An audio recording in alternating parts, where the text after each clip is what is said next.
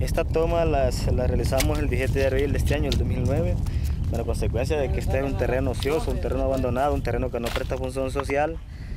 Y los compañeros, bueno, son campesinos de escasos recursos que no tienen así como la capacidad económica para hacerse de un pedazo de tierra. Fue así que nosotros venimos, promocionamos a la gente, armamos el grupo, los metimos a la tierra y hoy los compañeros, como pueden ver ustedes, están preparando el área porque viene el periodo de siembra, que es a partir de ahorita, del 1 de junio en adelante. He puesto las cargas. Que hay un montón de dueños, pero que no hay un legítimo dueño con una escritura, con un documento del dominio pleno que le acredite ser el dueño. Pero él, por eso no ha ejercido la presión sobre el grupo. Entonces ahora lo que está buscando es la forma cómo negociemos. Nos ha llamado, nos ha pedido que vayamos al INA, que es la institución rectora de la reforma agraria aquí en este país, que nos sentemos, dialoguemos y veamos las formas cómo el INA le va a comprar esta tierra.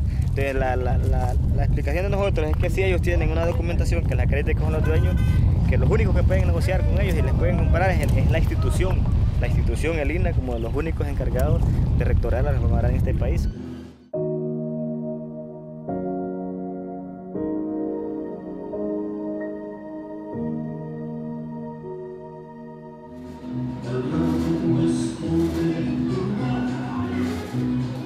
Aquí históricamente la tierra, ¿verdad?, el bosque, las aguas, todo, ha estado concentrada en pocas manos, ¿verdad? Sí han habido procesos de reforma agraria, pero eso fue en el año de 1972 al 1977, unos 5 años.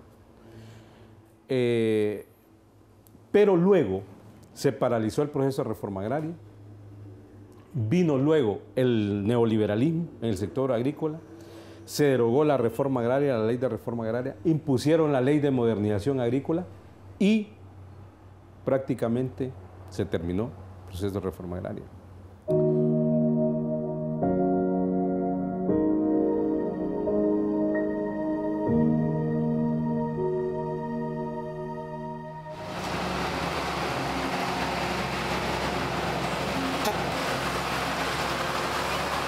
¿Por qué nosotros no podemos accesar fácilmente a la tierra? Porque en este país todo el mundo le tiene miedo a la presión. Y como solo a pura presión nos conquistamos la tierra. Como estamos ustedes ahí, estamos a pura presión. En sí hay 396 manzanas, .80 en el mapa que tenemos nosotros. El 90% creo que sabemos de que no tenemos tierra en el grupo y yo creo que desde el momento que nosotros hemos alcanzado esa meta de meterlos a la tierra es para lograr lo que nosotros queremos en la empresa, lograr la tierra para sembrar granos básicos y todo lo que venga por delante. Porque estamos viejos, pero sí tenemos ganas de trabajar. Sí, y esta comunidad es demasiada de pobre. La comunidad es demasiada de grande y tierras para trabajar no hay. Y esos terratenientes para nada tienen esas tierras, porque solo para que las miren. Y no es la gracia tener ese montón de tierras y el pobre aquí muriéndose del hambre. Ahora estamos en otro momento histórico. Y es que nosotros decimos que la reforma agraria viene de regreso. Pero esto es en los últimos, ¿qué?, 2, 3 años que hay nuevas iniciativas por la tierra. Pero lógicamente la concentración de la tierra en pocas manos, en pocos terratenientes, en pocos empresarios y la inmensa mayoría sin tierra provoca extrema pobreza, desigualdad social en el campo, terrible, ¿verdad? Y lógicamente eso ha provocado una migración acelerada del campo a las ciudades o ahora a Estados Unidos y a Europa. Teníamos necesidad de la tierra, de trabajar la tierra, no teníamos dónde vivir y por tal razón nosotros entramos a la comunidad acá. El día 23 de mayo del 2000 nos desalojaron varias veces Sí, nos sacaban de acá, nos metían fuego a las champas y nos volvíamos a meter por la noche, en las madrugadas y así. Los hacía la policía a través del terrateniente. El terrateniente le metía el ganado, que lo comieran, lo que era el maíz, todo lo que había. Lo destruían. Si estaba el maíz pequeño o algo otras cosas pequeñas, le zampaban los tractores, lo destruían. En vida se llamaba Federico Rivera. Ya murió él, ahora son los hijos los que son los supuestos dueños. Sucedió un 15 de abril ahorita del 2009. Fue una persecución que le hicieron a uno de ellos del lugar de Tocoa hacia acá. Ellos andaban fotocopiando unos papeles para la legalidad de los socios.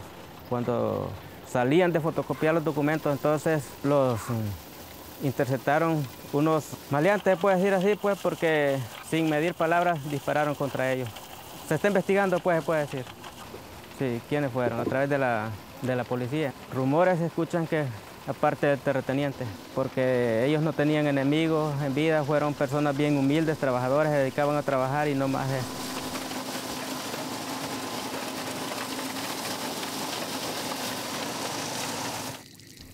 Porque él decía que no tenía tierras para trabajar, tuvo como 8 años, ya más creo que tenía ya de estar metido aquí. Yo no sé por qué le pasó eso, porque él, miren, él no tenía problemas de ningún lado tenía problemas, es lo que me duele más a mí, que no tenía problemas. Y cómo le fueron a quitar la vida, dicen que por la tierra, se oye decir que por la tierra fue. Como que era asesino, viera qué barbaridad de balas que le cayeron. Y el otro muchacho lo mismo. Los agarraron de préstamo allí, pues. Y cuando vieron que paró un carro allí, dicen, y andaban vestidos de la ENE, de los que arreglan la luz eléctrica. Andaban una escalera y un carro oscuro, dicen, pero no, la placa no, nadie tuvo por qué apuntarla a nadie.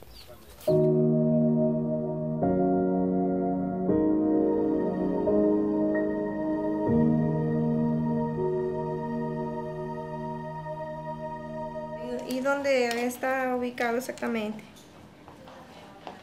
¿Y qué fecha le pusieron? ¿Cómo le pusieron? Al campesinado no le dan la oportunidad de divulgar todo lo que se está haciendo, ¿verdad? A nivel de las organizaciones. Entonces este proyecto de comunicación es de parte del Bicilur, que lo está apoyando, y el gobierno vasco. Ese es el objetivo fundamental, que las organizaciones de cada país se articulen, y también a nivel de la región, ¿verdad? Eso lo hacemos a través de la red, ¿verdad? Vía internet. O sea, la compañera de Guatemala, que ella anda cubriendo allá también de las organizaciones que son miembros de la Vía Campesina. Entonces la compañera va a cubrir los eventos, viene, redacta su nota, la hace llegar a cada comunicador de cada país, y nosotros la divulgamos a través de vía internet también en los diferentes medios. Imprimimos unos cuantos ahí ejemplares para hacérselo llegar a la gente, porque recuerde que no todo el mundo tiene acceso tampoco al internet, es una limitante también. La revista se le da más que todo a la gente que dirige el grupo, para que ellos compartan con sus compañeros la información que va ahí. Hay 300.000 familias campesinas sin tierra. Eso significa 1.500.000 personas. Hay 525.000 familias, ¿verdad?, que tienen pequeñitas parcelas o no tienen nada. Aquí la concentración de la tierra es enorme en 100 empresas y en 100 terratenientes. En El Salvador antes se hablaban de 14 familias. En Honduras son 8 familias los que manejan la economía, manejan la electricidad, manejan las comunicaciones, manejan las carreteras, manejan absolutamente todo, ¿verdad? Y mientras que la inmensa mayoría no tiene nada, ¿verdad?, y es la que está sufriendo una situación dramática, definitivamente, ¿verdad?